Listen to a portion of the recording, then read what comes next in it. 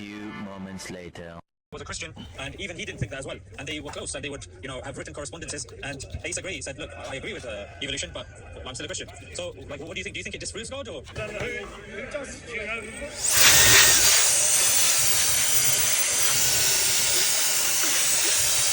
They talk about evolution as well. So it depends on the level of complexity you want to look into. And there's a lot of material out there for evolution, but evolution starts with the first self-replicating DNA. But then the question arises, where did the first self-replicating DNA come from? And that's when you need to say, okay, before evolution, then it comes down to the Big Bang, right? What about when it comes to find a plant life on a different planet somewhere up in the sky or something? So typically, I think there's a theory, I've forgotten, it's like a really panspermia, I think that's what they call it, called seeding life on Earth. But then, John, it's like, rather than dealing with where did life come from on this planet, I think we're just pushing it on somewhere else. We're just pushing the burden elsewhere. So we're saying, it didn't come from here, it came from that planet. But then the question still arises, where did it come from on that planet? I wasn't actually suggesting that our life would be the same, it would be related to another planet's life. It's too far away, and I don't think the dust particles with these little seeds, little sperms are going to get here or go there. Yeah. So I'm thinking, well, is it just another planet that's evolving its life? Or is it God that's interested in another planet? Maybe to take us to in the years to come, when we got this one.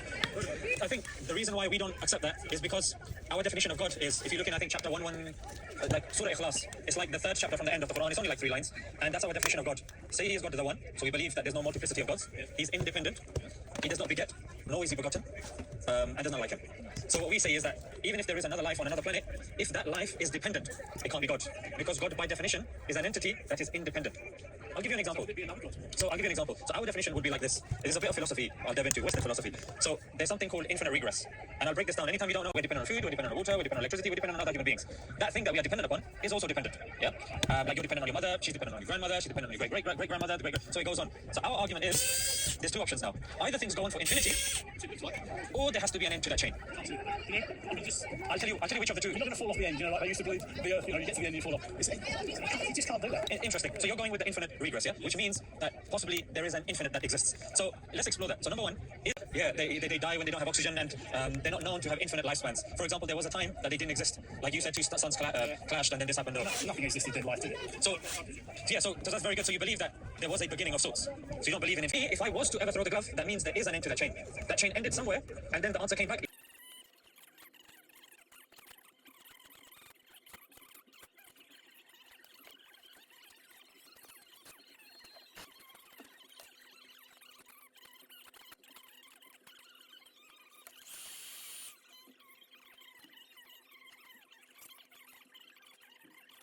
So I mean, there's a good book by Stephen Myers. He takes the scientific side and he takes the intelligent. Yeah, maybe some of them. They're all Western philosophers.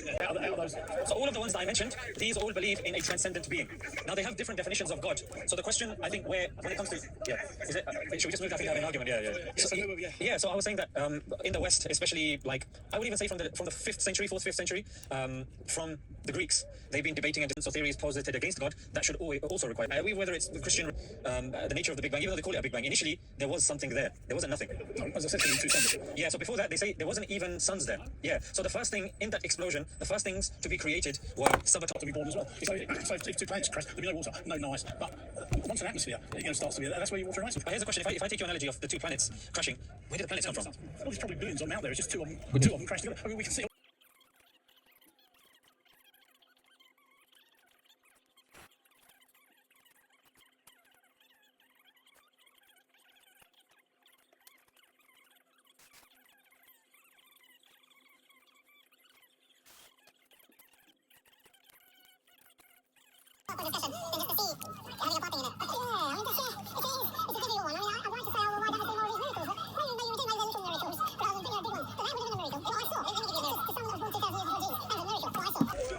Let me give you a miracle that maybe we can all measure.